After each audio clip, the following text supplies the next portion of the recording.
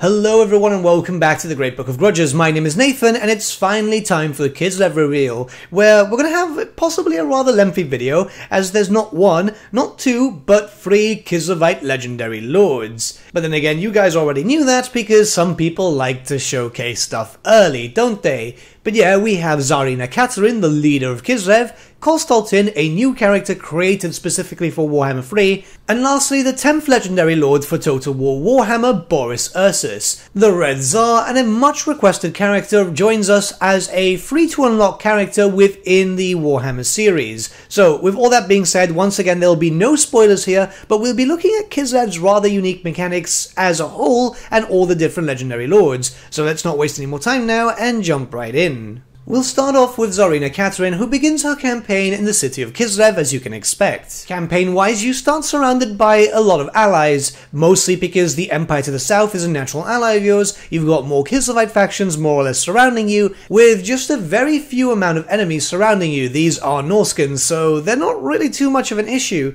You can see that obviously Kislev is rather big. It's been expanded from what we know of Warhammer 1 and Warhammer 2, as they've changed the settlements around, and you can see that the big cities such as Kislev itself are now just individual. Out of the 3, I'd say Zarina has the easiest start, but let's get into the specifics why.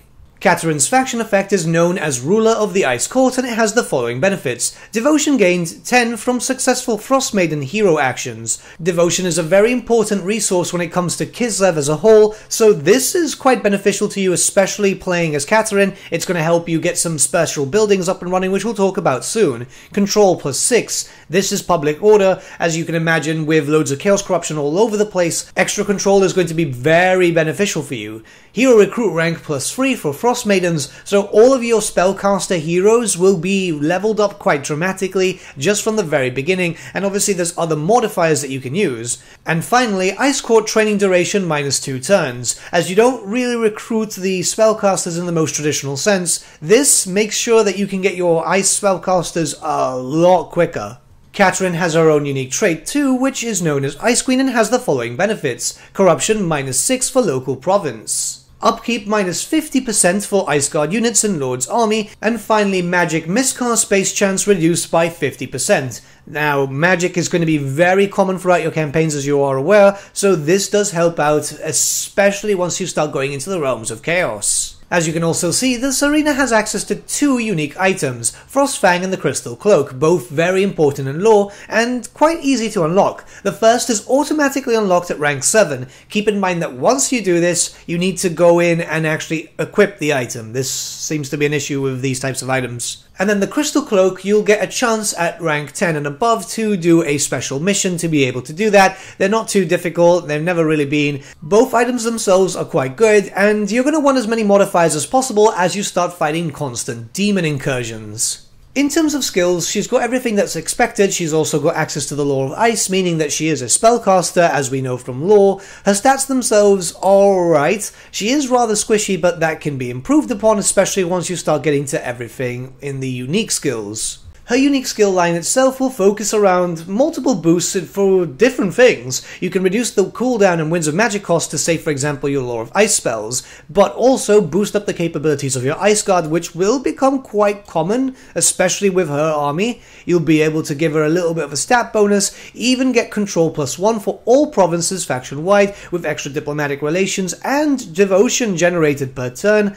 But not only that, you can have a rather strong ward save for Lord's army too. Now, this is something that I complained about in the past, but the Warbear is actually pretty good for her, considering that she's quite squishy, she's a spellcaster. The Warbear will give her much needed armor, and believe me, once you start fighting with a lot of Bloodthirsters, that's going to be quite useful. You'll also have some skills which your Frostcasters will also have access to, which will allow you to summon in a battle kitty for free. That's going to also help you out, especially when you need to deal with bigger monsters. Now, if you start looking towards Kostaltyn, you'll realise that the campaign is a little bit different, at least from the start. You're going to be fighting against some Kislevite forces, whilst others aren't so keen on you. You're in the western part of Kislev in Castle Alexandrinov, which obviously puts you closer to the demonic threat, especially from the Demon Prince who's in Norska. To your south, you do have access to some potential allies in the form of the Empire, but all in all, he seems like he's a bit of an unlikable chap, so you might end up in a lot more more wars than, say, Zarina, who is much more welcoming of potential allies. Kostaltyn's own faction effect is known as the Cultist of Erson, which has the following effects. Diplomatic relations -40 with the faction of the Ice Court. That means that you and Zarina are not going to be having a good time. Devotion generated 10 from successful Patriarch hero actions, so it's mirroring that of Katarin but with the Patriarch instead. Ward save 20% for embedded Patriarchs. Melee attack +5 for Corsairs, Korsavite Dervishes and Horse Archer units. Leadership +5 for Corsairs, Korsavite Dervishes and Horse Archer units. As you can see here, you're going to be focused on very early units, and this is going to be good bonuses for you, especially if you want to take out the Demon Prince early, as he's very close and has multiple rosters, so you're going to need your weaker units to be a tad stronger.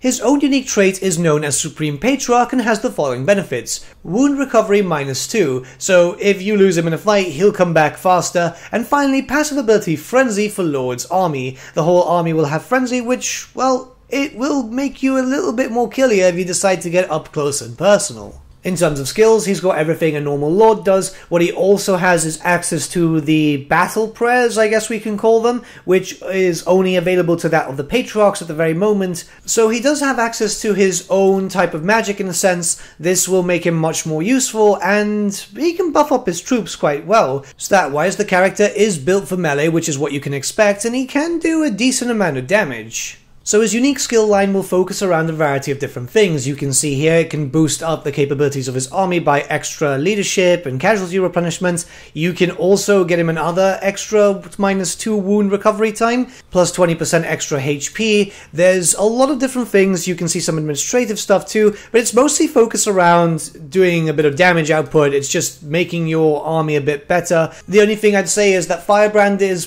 probably a bit useless, as there are ways to increase recruitment capacity and recruitment cost doesn't become too much needed at that point. Believe it or not, yes, the Warbear is also useful here. I know. Coming from me who complained non-stop, I actually think it's a good idea now. He does have access to his own unique item, which is available to you at rank 10, and then you'll obviously have to do a quest battle. It's not the best in terms of stats and so on, but the income bonus +10 from post-battle is very useful, especially as you start traversing through the realms of chaos and you start fighting demon armies. This is a game that you're going to be constantly in war, so being able to get more and more cash, very, very useful, especially once you want to build up Kislev itself. And now finally Boris Ursus. So this is a similar campaign as you have all the same mechanics and so on, and you'll have to play as the other Kislevites first to be able to unlock him, but we'll go over that in just a bit.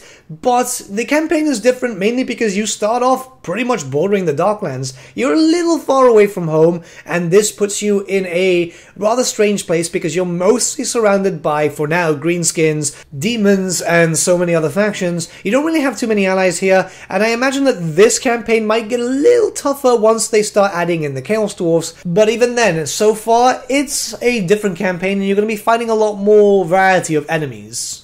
Boris's own faction effect is known as High Priest of Erson, which has the following benefits. Diplomatic relations +30 with the faction of the Ice Court. So you have some benefits diplomatically with your daughter's faction, meaning that you can potentially confederate them quite early on, depending on how their campaign goes. Construction cost -50% for garrison and religion buildings. I'd say that is very useful in its own right. Construction time -1 for province capital / settlement buildings. And finally, recruit rank +2 for Warbear units. Warbears are going to be very common throughout your army, especially since you're dealing with a lot of enemies now. The Warbears themselves are very strong, and that will all be highlighted with the full roster video that will release alongside this one too. Boris has his own unique trait known as Red Tsar, and it has the following benefits. Upkeep -50% for Warbear Rider units for Lord's Army. Leadership +7 when fighting against Warriors of Chaos, Demons of Chaos, and Norska for Lord's Army. And finally, melee attack +9 when fighting against Warriors of Chaos, Demons of Chaos, and Norska in Lord's Army.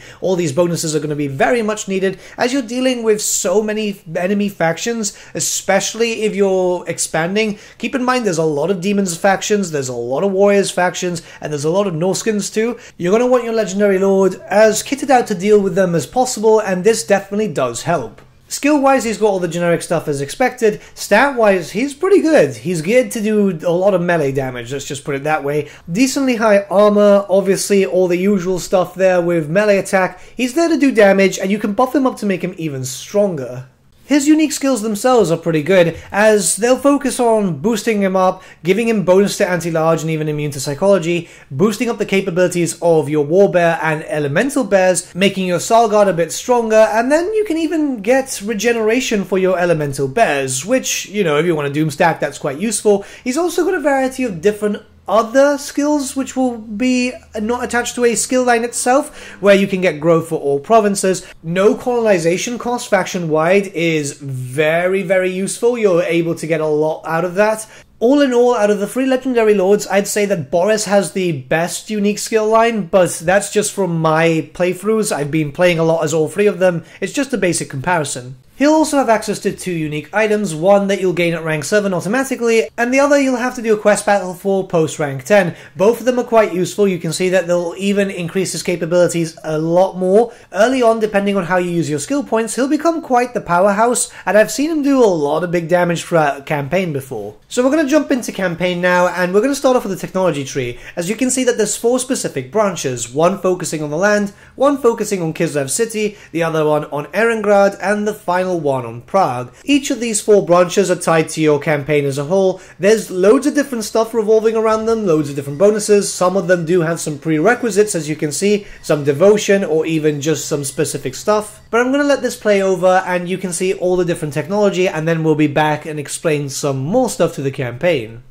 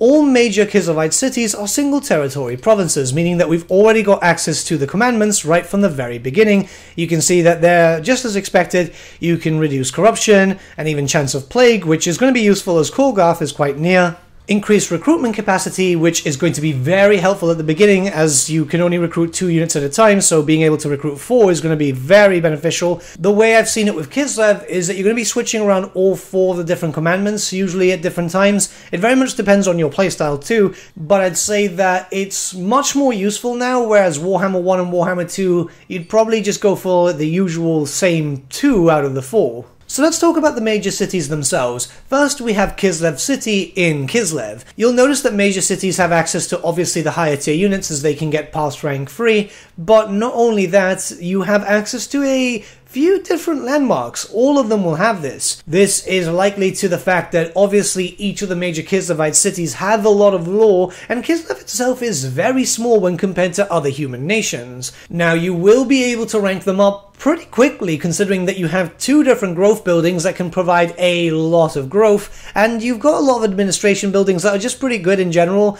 The fact is that you are kind of working with very limited building slots when it comes to your main cities, so you're going to have to plan ahead as you start building them, as these will be the main sources of areas where you'll be recruiting your armies. It's very different to, say, for example, the Empire, which has a lot of provincial capitals that can benefit from all the different post-tier 3 buildings.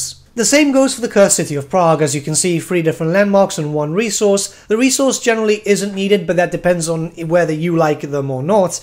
The great thing is that the landmarks themselves will provide quite strong bonuses as a whole. Some of them will also allow you to recruit some units, so you won't need to go up some specific trees if you want, say for example, the Griffin Legion over here, or some Patriarchs. It very much depends on what your playstyle focuses around, but I'd say that the landmarks specifically for the 3 major cities are very important to the future of your campaign, especially since Kislev is going to be dealing with a lot of enemies left, right and center, with the city of Erengrad being the final major city, and this one's a bit more different as it'll focus mostly around your economy and so on, which is going to be needed. Kislev does not have the best economy. You can get a decent one, but Erengrad itself is going to help dramatically, especially when it comes to future ports and so on. This isn't a faction focused around generating money, mind you, it's more around warfare and defensive nature, but any little bit of cash that you can generate is obviously going to be very beneficial. So I did mention early on that your minor settlements, which is pretty much any other Kislevite province, will not be able to get past rank 3. Even the provincial capital itself will only stay at tier 3, and this is mostly because you'll be able to get some basic troops. This is all the way up to tier 3 as you can imagine,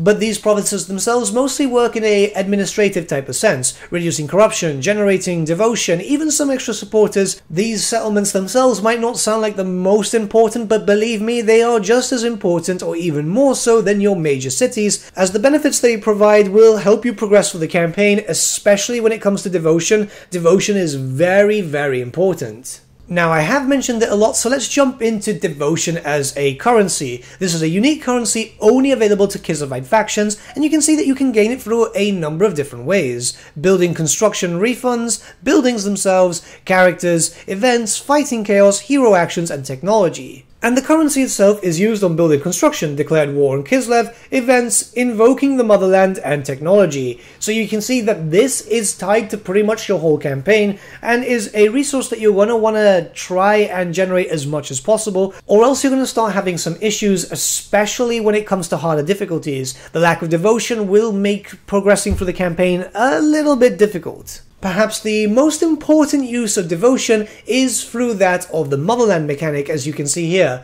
This gives you blessings for your army, but also grants you supporters. You'll need to use devotion to be able to get benefits that will give you temporary bonuses to your army and even your settlements too, but will also be able to be used to grant supporters. As you can see, each of the different blessings from the Kislevite Pantheon will be a different way on how to gain supporters, either taking over settlements, getting into battles, ranking up characters, and so on. Depending on your playstyle is depending on what you'll be using in terms of blessings. I've been mostly using the Erson or Tur one, as they focus heavily on warfare, and, well, it's total war, you're going to want to get into as many wars as possible. Using those blessings will generate supporters, as I've said, and that will focus itself on a sub-mechanic, as supporters are more of a currency than anything else. You'll see down here that there's a bit of a race going on between Katarin and Kostaltyn. Now, how this works is you gain supporters, you fill up the bar, the first one there will get some bonuses, and so on and so forth. The bonuses themselves get stronger and stronger the more supporters you get, so early you'll have to get 50, and that will give you diplomatic relations with Kislev, control with all provinces, leadership with all armies, speed with all armies, and they'll get stronger and stronger as you progress. You'll need more and more and more, with the end being focused around being able to confederate the other faction. So if you're playing as Kostaltyn and you want to get Katarin in your army, you'll have to work through this. It's a bit of a race, like I said, which you can easily lose track of, as, well, the other faction is getting this. You're dealing with Chaos Incursions. There's a lot of different factors, especially when it comes to Kislev, that you're not going to be paying too much attention sometimes. The good thing is that there is another sub-mechanic to this known as supporter actions, where you can either use devotion or coin to be able to work against your ally. As far as I'm aware, your allies are also able to do this against you, but I've not personally seen this. So as you can see, you can either pay 5,000 or a certain amount of devotion. That will reduce their supporters by 50. It's only unlockable when they have 50 from the first time, and it can become quite expensive, especially as devotion is so important, as I explained before, and micromanagement is important here. When it comes to Boris, well, things are a bit different, as he's not taking part in the race, but he can affect it. See, how it works is that you can choose to either support Katarin or Kostaltyn, where you'll be using supporters to just boost them up. And how that works is that they'll be able to confederate each other and so on. If you want to confederate both, you're going to have to go for the more traditional sense, but this does keep Kislev safe if you just make sure that one confederates the other. As believe me, I've seen this, the last thing you want is the two Kislevite legendary lords that you want to confederate with starting a civil war and then both getting destroyed by the demons of chaos when they've managed to find themselves their footing. So more devotion talk now. Like I said, this is going to be a very important factor in your Kislevite campaigns. So as you can see, devotion is also tied to chaotic incursions. So what this does is follow Kislevite lore where they're constantly under attack. The higher the devotion, the less chance that you'll be attacked, but the lower the devotion, the chance is that a chaos army will spawn around Kislev, especially your territories more specifically, and cause a lot of problems. This is represented here, where a small incursion has arrived. It's just a minor Norscan force, and, well, they're not really dangerous, but I rather take care of them as I've only just recently taken this settlement, so it does slow my expansion a little bit. Obviously, it's important to keep in mind here that as the terms progress, the incursions will get stronger and stronger, but that obviously does mean that you're going to have to protect your territories, especially from within. You can passively generate devotion through the Orthodoxy Church, and you can see here that it will also generate you supporters too. This is likely one of the most important buildings throughout your whole roster when it comes to infrastructure. You're going to have to keep these defended because you don't want to lose them, not only for the race but generational devotion. They're so important that I've been focusing building them throughout the minor settlements and making sure that obviously I'm defending them as much as possible. So let's talk about forming other armies, as obviously you can't have your legendary lord alone. Here, your generic lord option is that of the boyar. There are a few other lord options, but these are the ones that are going to be readily available for you at all times. The boyar itself is a melee character, nothing too special about it, it's just a melee based lord. They're decent on doing damage because obviously they dual wield, they have a decent armor ratio, stats are not too bad. These are your generic characters, you'll be able to use them without too much of an issue. They are the most basic when it comes to everything else. Don't take that the wrong way, however, as they are very, very useful and you'll be using them throughout your campaign, even though you do have some magical lord options too. Now, if you're wondering how to recruit spellcaster lords and heroes, it's a rather simple process through a very new mechanic known as the Ice Court. Essentially what this is Hogwarts. It's a school where you'll be able to train up your Frostmaiden heroes or your Ice Witch lords. There are some prerequisites which are tied to your research, but that's quite quick to get. And then when you're able to, you can start just deciding how much you can get. You're going to be able to train them at 2 at a time, obviously with more prerequisites, but this means that you're not going to just have to build a building and then just instantly recruit a Frostmaiden or an Ice Witch Lord. You're going to have to go through the process of this, which is rather simple. So say for example here, for the Frostmaiden heroes, these are the only ones I can recruit. I want one as soon as possible, so I click on it and then it's going to take about 6 turns. There's also events tied to that, but you'll see it's going to take a while before you can actually start recruiting some casters. There are events which can give you some anyway, like for example at the beginning of the campaign, but in most cases the normal way of recruiting the Ice Witches or the Frost Maidens is through here. As the game progresses, you'll start getting events relating to the actual Ice Court, and the first one is always choosing the Lore of Magic that you want. And yeah, that's pretty simple. You've only got 2 choices, the Lore of Tempest or the Lore of Ice. Both of them are unique to Kislev, of course, but as you've progressed through your campaign, they'll also have other events tailored to, say, for example, being able to get specific traits and so on. Some of them are actually quite good. I've managed to get like an Ice Witch with Unbreakable. However, all of that is more focused around an RNG aspect, so you might end up with some good traits, you might end up with some bad traits. It's just very much on the luck of the draw. Kislev also has a unique mechanic known as Atamans. This is a rather interesting thing. See, for every 2 provinces you control, you'll have access to 1 Ataman. And Atamans are a very different type of thing. We've never seen this before. They're more of a commandment in a certain sense, but also as a lord choice. You can see here that they have benefits to public order, corruption, and all that different type of stuff. It all depends on what you want and where you want them. You can place them on any of the main settlements that you control. So right now I have access to Kislev and the Eastern Oblast, I want an Ataman, which is going to be able to help me up with some benefits, with the one that I have access to now giving me some more tax and a little bit of growth in that region. As you progress through your campaign, the Atamans will also have their own specific events. As you can see on the right hand side, it's just a little exclamation mark on the event, and these will give you some internal dilemmas which will either sometimes focus around them on the battlefield and so on, we'll talk about that in just a second, or give them some administration traits. They can get quite powerful, especially if you're trying to easily boost up a new area that desperately needs it. And the great thing is that if you have a rather powerful Ataman in terms of administration, you can move him around as you so wish, so it's not too much of an issue there.